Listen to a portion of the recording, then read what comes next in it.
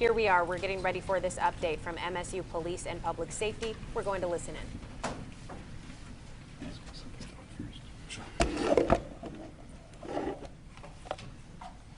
We're going to go ahead and get started. Good afternoon, or good evening, excuse me. I'm Marlon Lynch, Vice President for Public Safety, Chief of Police here at Michigan State University. Tragic series of events that have occurred here this evening. But we've had a tremendous amount of support from our community, to include our law enforcement partners who are here with me at the moment as well. Standing at the far right, we have Ingham County Prosecutor John Duane. Next to him, we have Sheriff Scott Wigglesworth, Special Agent in Charge of the FBI, Jim Taraska, and you've already met Deputy Chief Chris Rosman. Wanted to thank you for coming to share us as we update our community in regards to tonight's events. We will get directly to the most recent update with that, and then we'll have comment and questions.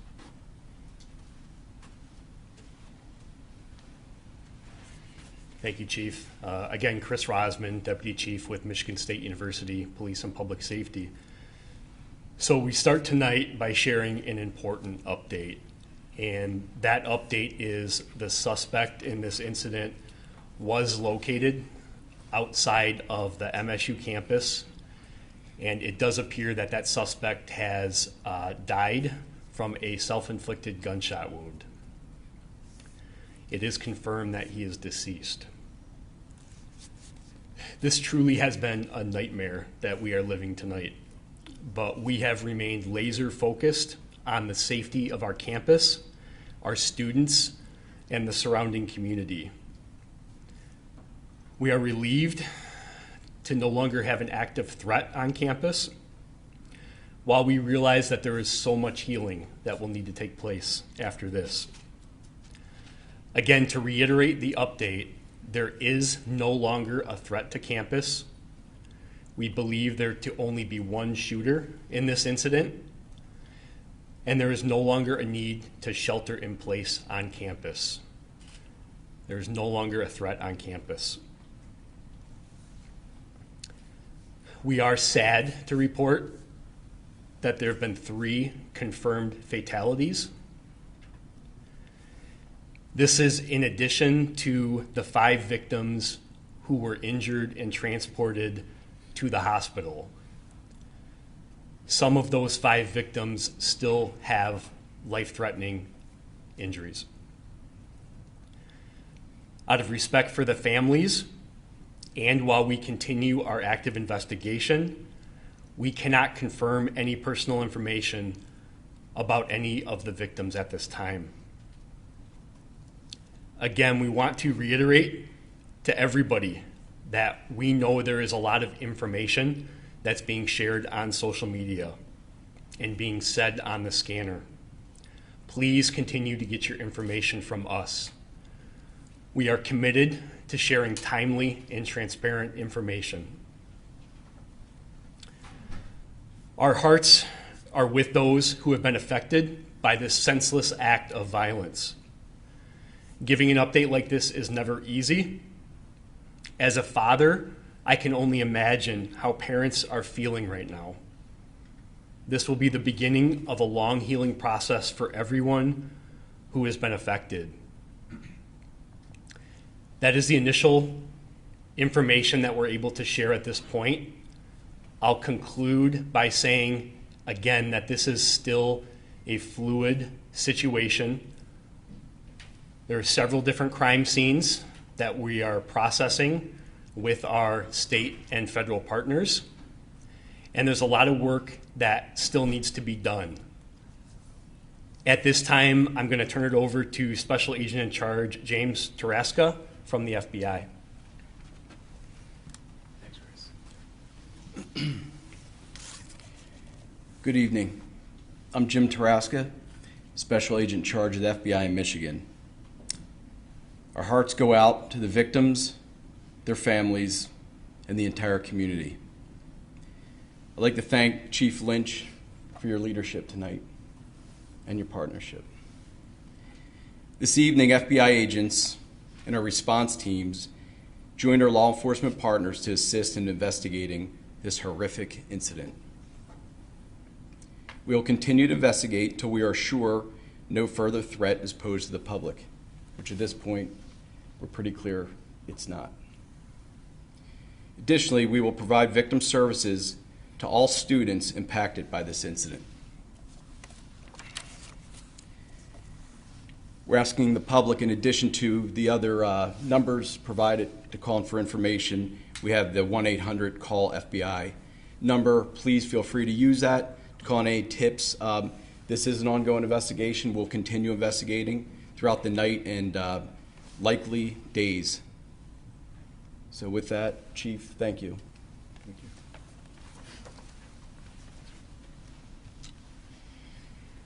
In addition to the FBI tip line, we have countless investigators from not only the MSU Police and Public Safety, but our local, county, state, and federal partners assisting us with this investigation, and there still is a lot to do.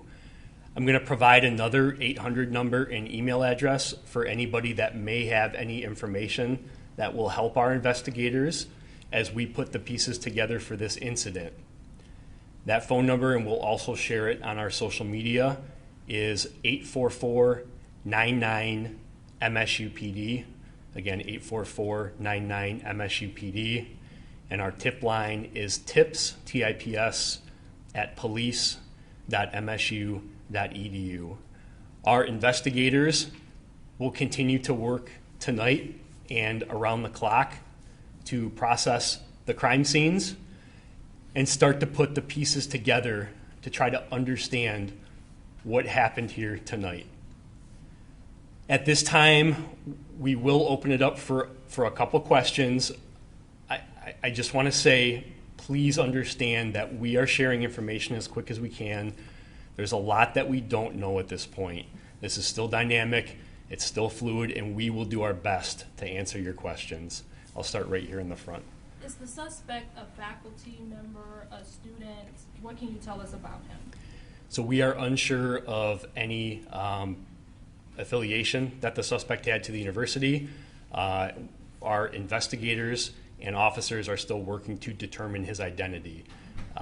Once his identity is determined, we will then look to what connection he may have had to our community here. But at this time, that's still part of our investigation. Just to follow up along the same lines, are the victims in this instance students?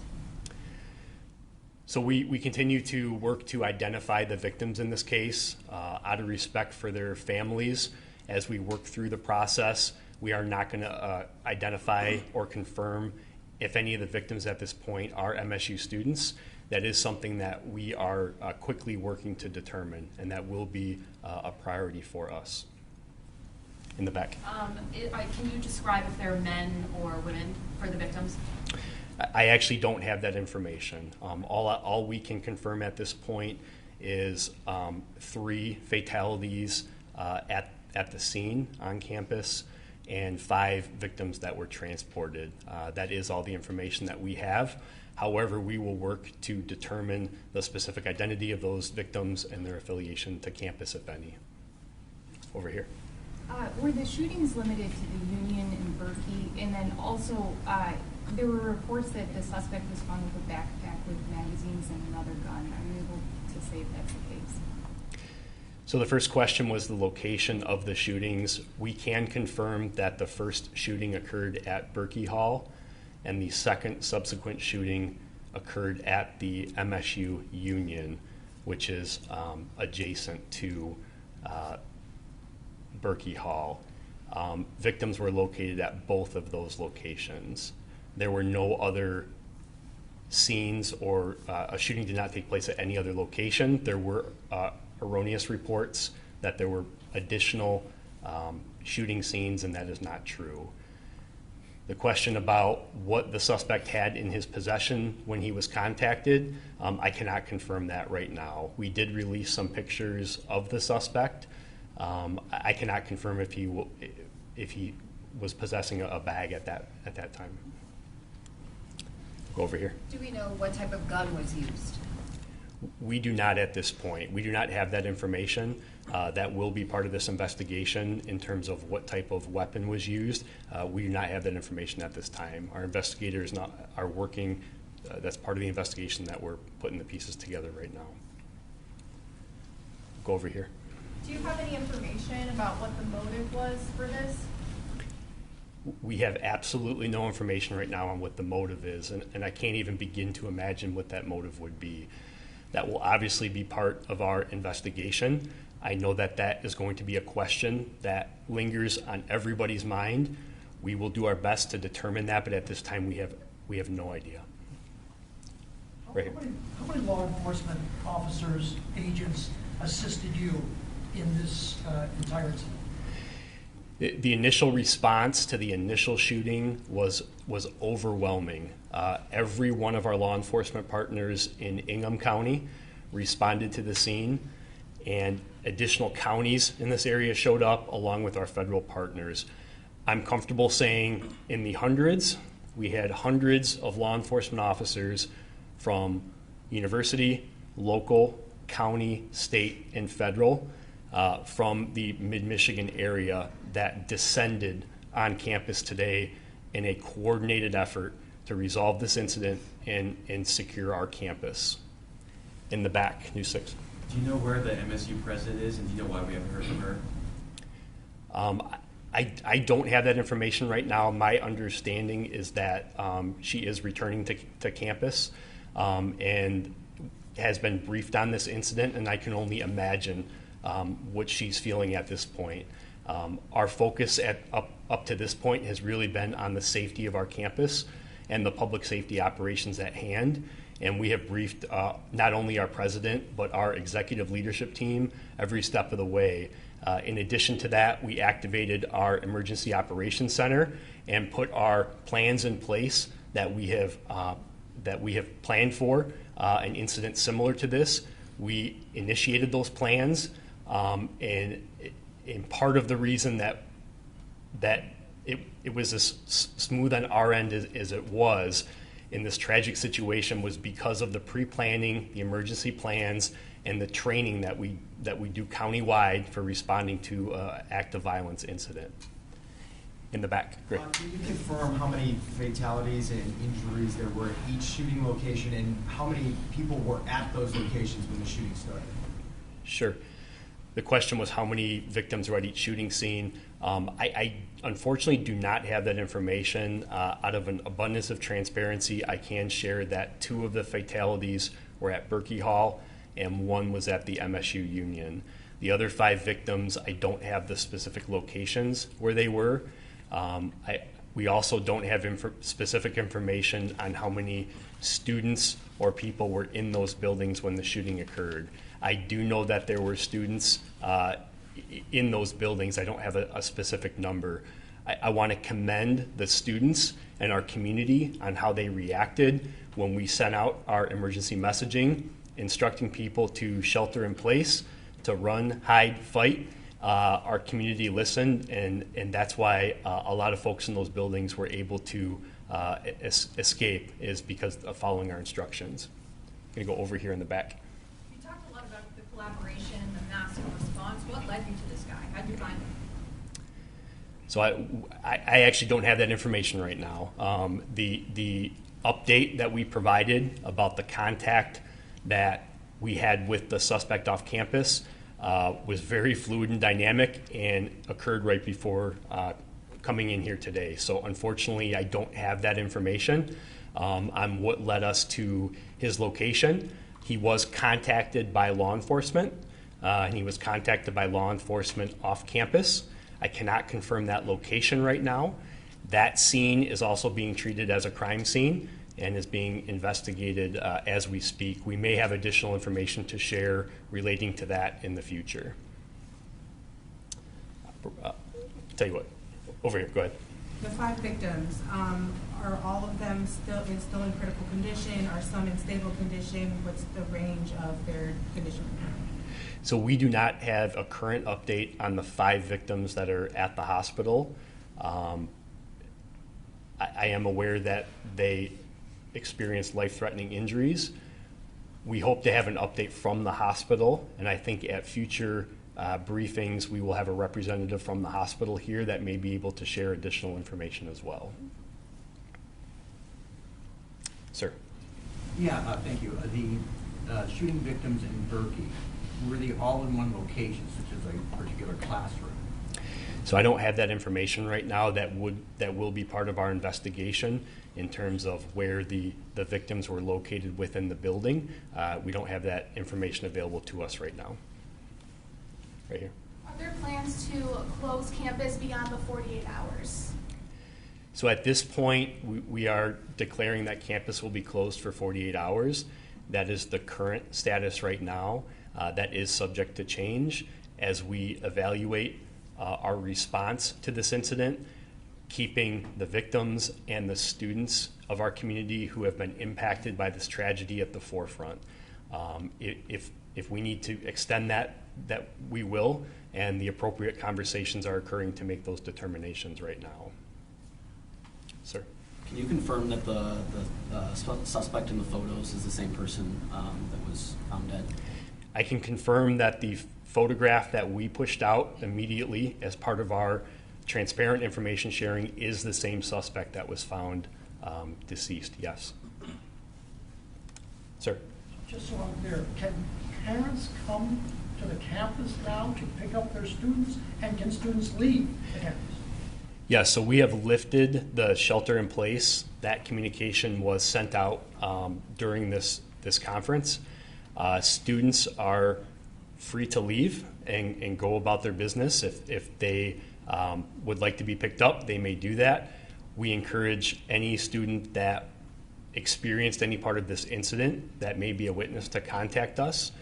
We have already been in touch with several of them, but if there are any students that witnessed any of the tragedy that occurred tonight, we would refer them to our tip line and email. We would like to have an investigator speak with them to understand what their experience was during this tragic incident. In the back. To your knowledge, was there anybody that confronted the shooter either at Berkey or the student union building? We do not have any information on whether anybody confronted the shooter at either one of those buildings, one way or the other. Part of the investigation, we will look at the sequence of events and what occurred at each building, and that's why we encourage any students or witnesses to come forward to help us piece the sequence of events together. Go ahead. Were any campus threats reported in the last few days or on social media? And then how did police find the suspect? Did he shoot himself prior to police interaction? So we have not received any threats to campus in the last several days or before this incident. We have not received any threats to our knowledge. Obviously, our state and federal partners are constantly monitoring different sources to provide information to us. And to my knowledge right now, we were not aware of a threat before this. What was the second part of your question? How did you all stop the suspect? Did he shoot himself before he made contact with you guys? So I don't have the particular details on the encounter that happened when law enforcement confronted the suspect off campus. That will be part of our investigation as well, but I don't have the specific details of how that incident transpired. Sir. What was the first time that the call came in? The first report that we received was at 8:18 p.m. 8:18 p.m. We responded in force. We had officers on scene, not only from MSU Police and Public Safety, but East Lansing Police Department, the Michigan State Police, the Ingham County Sheriff's Office, Meridian Township Police Department, initially responded to that scene within minutes. We had officers in the building following their active shooter protocol and going towards the threat. While officers were in Berkey Hall, the suspect moved over to the Union, and when the incident took place there, officers quickly redeployed to the Union, and that's when the suspect left out the north door of the Union, which was the point that he was last seen. We'll be taking one more question, and then we'll provide an additional update at 1:30 a.m. So we'll take one more question, and we are going to do another update at 1:30, which is a little less than an hour from now. Go ahead. I know the scene with the shooter is still ongoing. You just found out about it, but do you know, was he in an off-campus apartment, in a car? What was the location in which you found the suspect? So we're not going to share any information right now about that specific location where that occurred. I can assure you that it was off campus. It wasn't directly near campus at all. It was in an off-campus location. Because that scene is still active as well, we're not going to disclose that particular location right now. So again, we really do appreciate everyone. Go ahead. Yeah. I'm going to turn it back over to the Vice President, Chief. I just wanted to end it with this particular comment. We can't describe and appreciate the response that we have from our partners in our community. The number of police officers, emergency medical service, fire departments that showed up literally within minutes to support this effort, it's completely overwhelming with that. If you were on campus at the time, you saw it with that. They're still there, still clearing buildings. It's a very methodical process. We had the numbers to do it, and it's only because of the relationships that we have here locally and the ability to train and partner constantly, and the communication is always there. It's a situation that when one department receives the call, everybody does with that. We're extremely grateful for our relationships. It would not have been as thorough and as expedient and as efficient that it has been to this point without those partnerships. I just wanted to take a moment to thank our partners with that, as well as our community for being responsive to the messaging that was sent to them this evening. Thank you, and we'll see you at 1:30. If you are just joining us, that was an update from Michigan State University Police and Public Safety on the active shooter situation we've been following tonight for the last few hours. The most important highlight, of course, that there is no longer a threat on the campus. They just reported in the past 20 minutes that the suspect has been located and he appears to have been killed by a self-inflicted gunshot wound in an area just off of campus. Yeah, police and law enforcement going on to say there are 3 confirmed fatalities in addition to the 5 victims injured and transported to hospital, some of which still have life-threatening injuries.